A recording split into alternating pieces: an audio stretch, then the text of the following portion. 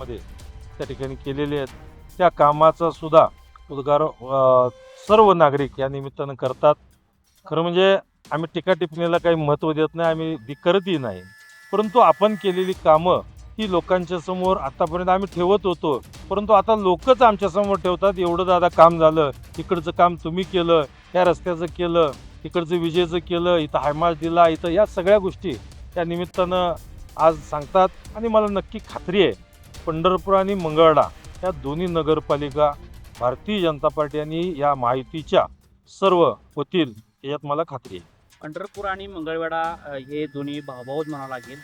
पंढरपूर हा मोठा भाग त्याचा विकास झाला आहे, परंतु मंगळवेढाचा झाला नाही. पण तशा पद्धतीनं पंढरपूरला जशी लोक येतात, तशाच पद्धतीनं आपल्या मंगळवेढ्याचं देखील नाव महाराष्ट्रामध्ये आहे. तर तसं पर्यटन येण्यासाठी असं आपले काय विजन असणार आहे?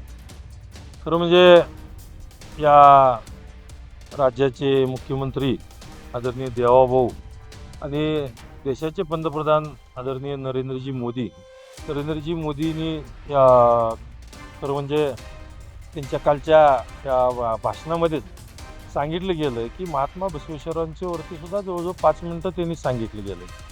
आणि आदरणीय देवाभाऊंचंही स्वप्न आहे की मंगळवेढ्यामध्ये बसवेश्वरांचं स्मारक आणि मंगळवेढ्यामध्ये संतसृष्टी हे व्हायला पाहिजे, हे त्यांचंही स्वप्न आहे. म्हणून या जिल्ह्याचे पालकमंत्री आदरणीय जयकुमारजी गोरेसाहेब यांनी या बसवेश्वर स्मारकाचे आता अध्यक्ष आहेत. त्या कमिटीमध्ये मी आहे आणि आता जागेचं फायनल होण्याचं काम सध्या चालू आहे. आणि हे फायनल काम झाल्यानंतर बसवेश्वर स्मारक हे आंतरराष्ट्रीय स्मारक हे मंगळवेढा शहराच्या लगत होईल.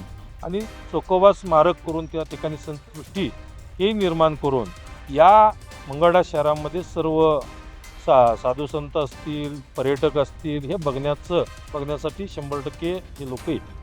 आता इथं तुम्ही म्हटला की किल्ल्याचं श्रीमंतर असेल किंवा बरेच काय मंगळवेढ्यामध्ये गोष्टी आहेत त्याचं, आणि महापुरुषांचा मार्ग असेल, तशाच पद्धतीनं महिलांसाठी आणि युवांसाठी रोजगार उपलब्धीसाठी काय आपलं विजन असणार आहे? खरं म्हणजे महिलांच्यासाठी बचत गटाच्या माध्यमातून त्यांना अर्थसहाय्य करून त्यांनासुद्धा आम्ही त्यांच्या पायावरती उभा करण्याचं काम या निमित्तानं करू. नवीन जे युवक आहेत, आता पंढरपूरमध्ये MIDC ही आत्ता नुकतीच नवीन निर्माण झालेली आहे. पंढरपूरमध्ये सुद्धा सर्व युवकांना काम देण्याचं, जवळजवळ 10,000 युवकांना काम देण्याचा आमचा मानस आहे. तो सुद्धा आम्ही मानस 100% पूर्ण करू. मंगळवेढ्यामध्ये सुद्धा बरेचसे आमचे युवक आहेत. तर अण्णासाहेब पाटील महामंडळ असेल किंवा अन्य महामंडळातून सर्व युवकांना सहकार्य करून त्यांना मार्गदर्शन करून त्यांनासुद्धा उद्योग उभा करण्याचं किंवा त्यांच्या हाताला काम देण्याचं काम आम्ही चालूच आहे. यापुढे अधिक गतीनं आम्ही त्या प्रभावित करू. आता नेमकं मतदारांना काय आव्हान करायला आपल्या पार्टीचं? मी पंढरपूर मंगळवेढा मतदारसंघातील सर्व जनतेला, नागरिकांना, मतदारांना मी नम्रपणे आव्हान करतो की दोन्ही शहराचा विकास आपल्याला झपाट्याने करायचा आहे, मोठा विकास करायचा आहे. आणि हा विकास करत असताना आपण भारतीय जनता पार्टीच्या आणि माहितीच्या भक्कमपणाने पाठीमागं राहिलं पाहिजे.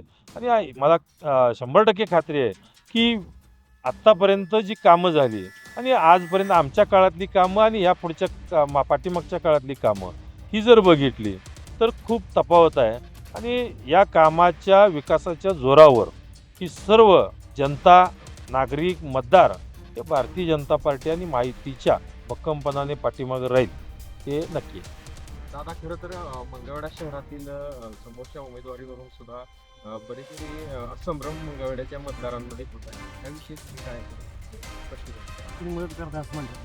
संभ्रम एक लक्षात घ्या, समाधान अवतडे आत एक बाहेर एक असलं कधी करत नसते. आणि हा भारतीय जनता पार्टी हा पक्ष आहे, हा एवढा मोठा पक्ष आहे. आणि या एवढ्या मोठ्या पक्षामध्ये आत बाहेर असलं भानगड नसती. आत बाहेर करायचं असतं तर अगोदरच आम्ही ते ठरवलं असतं की त्यांनाच आम्ही हे केलं असतं.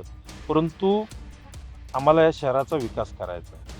त्या शहरामध्ये अनेक योजना राबवायच्या आहेत, चांगली कामं करायची आहेत आणि चांगली माणसं या ठिकाणी निवडून आली पाहिजेत. हे आमचं आणि पक्षाचं हे धोरण आहे.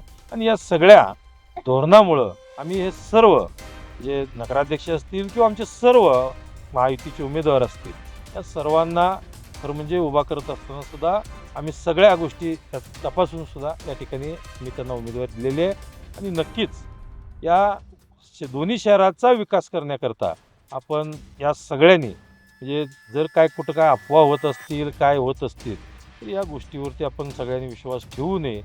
जे आम्ही बोलतोय तेच करण्याचं काम आत्तापर्यंत समाधान आवताडेंनी केलेलं आहे. आजपर्यंत मी 2014 पासून राजकारणामध्ये सक्रिय आहे. 2014 ते आजपर्यंत मी दिलेला शब्द कधी कोणाला बदललेला नाही आणि बदलणारही नाही. आणि या ठिकाणी या शिस्तीच्या पक्षामध्ये सुद्धा शिस्तीनंच काम आम्ही व्यवस्थित करू एवढंच या निमित्तानं सांगतो. दादा एकंदरीत तुम्ही सगळं पोहोचलात काय मतदारांची प्रतिक्रिया काय? विजय भारतीय जनता पार्टी आणि महायुतीचा निश्चित आहे एवढंच या निमित्तानं सांगतो.